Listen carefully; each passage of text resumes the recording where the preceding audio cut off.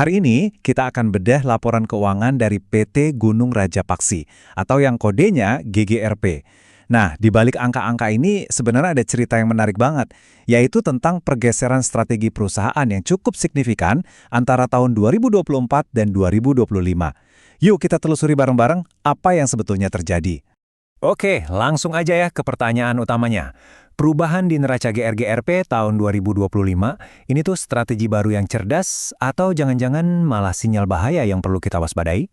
Analisis kita kali ini akan mengungkap sebuah cerita tentang kehati-hatian. Untuk bisa ngerti ceritanya, kita harus mulai dari pergeseran aset perusahaan. Ada dua akun kunci nih yang kalau kita lihat barengan, bakal kelihatan banget ada perubahan besar dalam arah strategi GGRP. Nah, yang paling pertama kelihatan dan langsung menarik perhatian itu adalah penurunan drastis di pos kas dan setara kas. Kita lihat di sini, cadangan kas GGRP itu anjlok dari sekitar 85 juta dolar jadi cuma 70 juta dolar, cuma dalam setahun. Penurunan likuiditas sebesar ini itu jelas sesuatu yang harus kita dalami. Biasanya, kalau kas turun sebanyak itu, kita mungkin mikir, oh perusahaannya lagi investasi besar-besaran buat beli aset baru. Tapi, coba deh lihat data ini.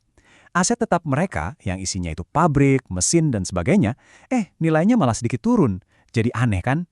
Kasnya berkurang, tapi kok nggak dipakai buat ekspansi besar-besaran? Jadi, poin krusialnya ini dia.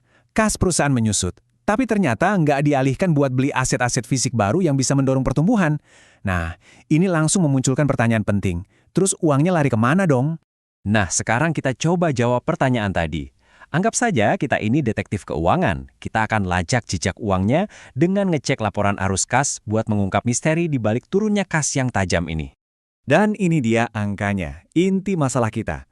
Totalnya, kas GGRP itu berkurang lebih dari 14 juta dolar selama tahun 2025.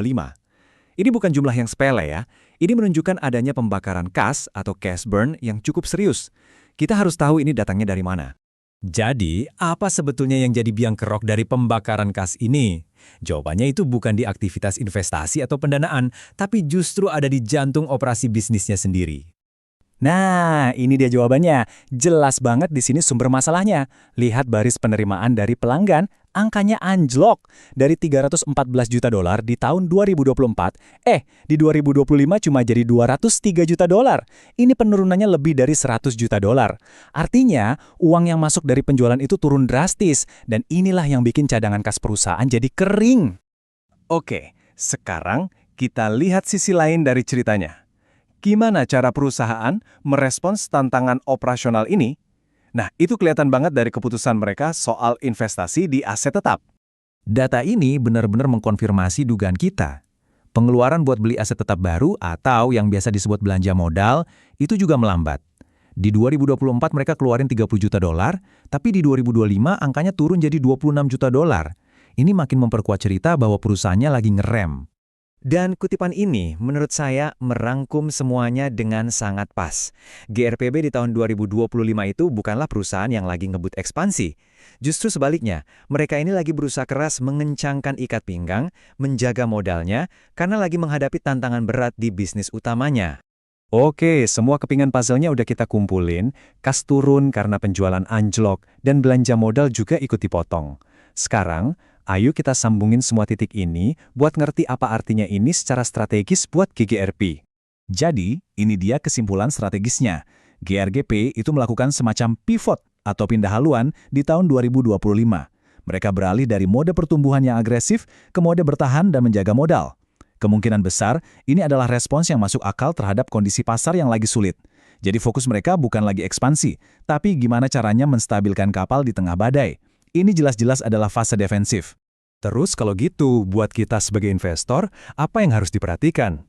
Nah, mari kita akhiri analisis ini dengan beberapa metrik kunci yang penting banget buat kita pantau untuk melihat kinerja GRPP ke depannya. Ada 3 hal utama yang perlu Anda pantau di laporan keuangan berikutnya.